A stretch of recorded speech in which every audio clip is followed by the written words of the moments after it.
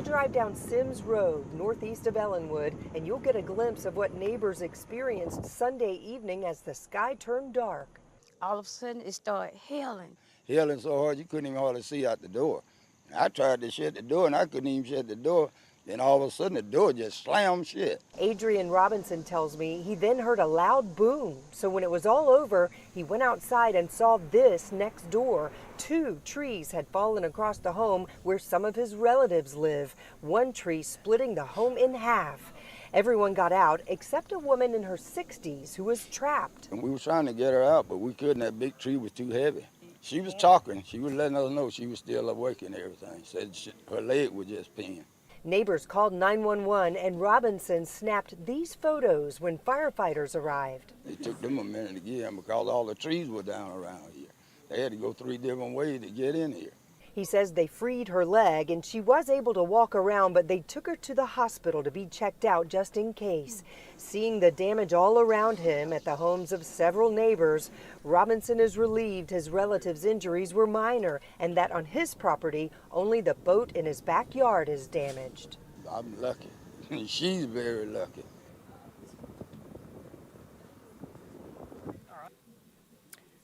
Thanks to our Rebecca Schramm for that report.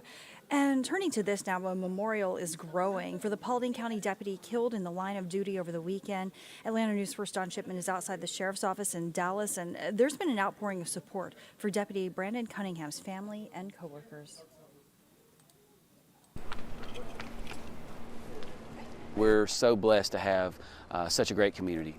In the shadow of the American state and county flags lowered to half staff, a Paulding County patrol vehicle is covered in black drapery, along with a growing collection of flowers, a place for the community to mourn Deputy Brandon Cunningham, killed in the line of duty. He was a great guy. He was always smiling. It's a good man taken way too soon. A member of the sheriff's office since 2020, the 30-year-old father of 2 was shot and killed over the weekend while responding to a domestic call in Hiram. Authorities say that he was ambushed by 42-year-old Jimmy Atkins, who was holed up inside this home along Foggy Creek Lane in the Harmony Creek subdivision. He was trying to go help. He literally got out of his car and barely had time to do anything before the gunfire rained down on him. We were trying to figure out something good to do. Within hours of his death, community members young and old finding ways to pay tribute to Deputy Cunningham's life and service. Linda Queen helped to design and create this wreath with a wooden crest in the middle, featuring Deputy Cunningham's badge number. County leaders say they've been overwhelmed by the outpouring of support. Paulding County is a great community. Everybody comes together.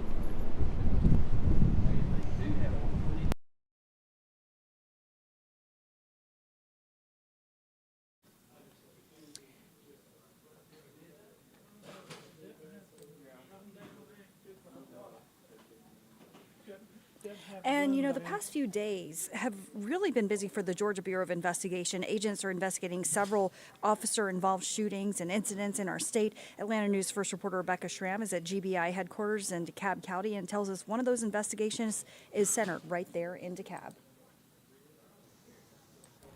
Here in Georgia, anytime a law enforcement officer is shot or anytime an officer shoots someone in the line of duty, the Georgia Bureau of Investigation takes over. And in the last few days, we have seen a lot of that. Take a look, because this is the first one we want to talk about. In Brookhaven late Thursday night, an officer shot and wounded a 19-year-old man after a chase into the city of Chamblee. He was suspected of a home invasion on Caldwell Road. About an hour earlier in Lawrence County, between Macon and Savannah, a deputy shot and killed a 31-year-old man after he allegedly stabbed a woman and hit her father with his car, wounding both of them. Early Friday morning in Gordon County, northwest of Atlanta, a deputy shot and wounded a 55-year-old woman during a domestic dispute. And yesterday evening in Bartow County, which is a little closer to Atlanta, in Adairsville, the GBI responded to a situation that we don't know much about just yet. Police kept our camera crew back pretty far, and they told neighbors to get to a safe place inside their homes and not to try to leave. Some told us they couldn't get into the neighborhood either. All I see is people telling me I can't drive this way or this way, and my grandma tells me that she could hear like the cops saying like get down, like they wouldn't let her out the house. Adairsville, Georgia is supposed to be a safe place, and today I did not feel safe. We hope to learn more about that incident later today. In DeKalb County at GBI headquarters, Rebecca Schramm, Atlanta News First. And today, a Gwinnett County father accused of child cruelty is before a judge again for a new trial in connection to the death of his 8-year-old daughter. And it comes after a mistrial was declared a week ago. Atlanta News First, Asia Wilson has more. Jury selection begins today as this case is being retried after going before a judge earlier this month. In fact, jurors went into deliberations, couldn't reach a verdict, which is why a judge declared a mistrial. Now things are starting over. Claudere Barros' 8-year-old daughter, Soraya, was beaten to death back in January. According to investigators, the child's stepmother hit Soraya in the back of the neck with a wooden rolling pin between 10 to 20 times. She was charged with murder.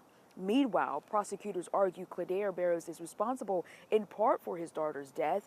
Investigators say after he found out, he came home, allegedly prayed over her for 10 to 20 minutes before calling 911. Now, earlier this month, Claudere took the stand in his own trial, saying he's a man of faith and didn't harm his daughter.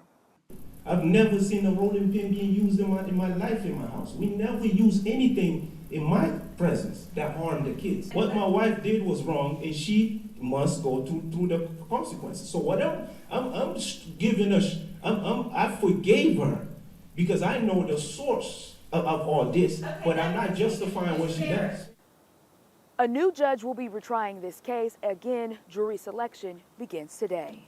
In Gwinnett County, Asia Wilson, Atlanta News First. And today's also the first day of the Democratic National Convention in Chicago. President Joe Biden and former presidential nominee Hillary Clinton scheduled to speak inside the United Center to open the convention, and former President Barack Obama speaking tomorrow, while Democrats are ready to celebrate Vice President Kamala Harris as their nominee. Atlanta News First political reporter Doug Reardon shares that there are already peaceful protests over the Israel-Hamas war outside the convention.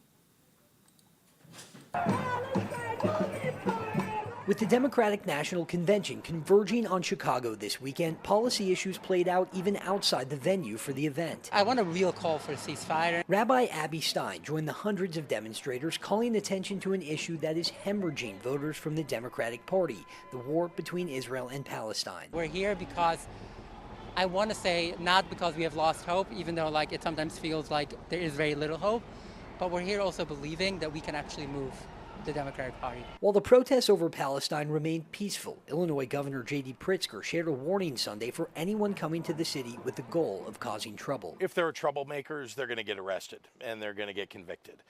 This year's DNC, no matter what happens, will be historic, with President Joe Biden stepping down last minute and handing the reins to Vice President Kamala Harris. She'll become the first black woman to ever top a major party ticket. Kamala Harris, Tim Walz, they're taking us forward. They're taking the American people forward. And Georgia will have plenty of representation at this year's convention. Congressman Sanford Bishop from Southwest Georgia has been to plenty of conventions before, but says he's never seen the energy this high. We got a winning ticket. We have a winning combination. We got a team, and I think America has got a brighter day ahead with the Harris-Walz administration. Doug Reardon, Atlanta News First. It's going to be at the Democratic National Convention throughout the week, bringing you live reports really for all of our newscasts. And we've had a special stream airing here every day, starting today, 11 a.m. here on Atlanta News First Plus, where we're taking a closer look into the Democratic National Convention, just like we did with the Republican National Convention. And you can also find all the latest on AtlantaNewsFirst.com, as well as our free mobile news app. Thanks so much for joining us, and have a great day.